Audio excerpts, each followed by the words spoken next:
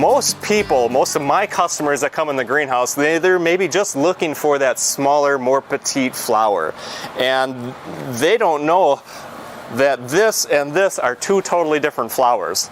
You know, they're looking for a Calibrachoa, but that can be troublesome.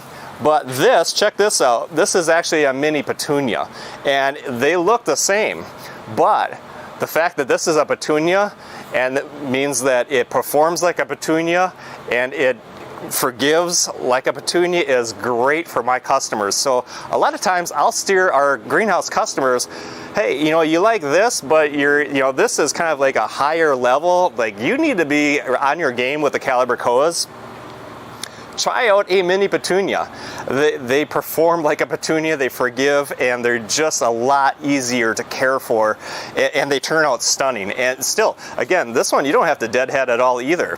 So if you're considering it, you like this look, maybe consider a Mini Petunia. It might just work out a little bit better for you, and you won't be frustrated like you might be with the Calibrachoa. So check that out, and go to your local greenhouse and ask them if they have Mini Petunias.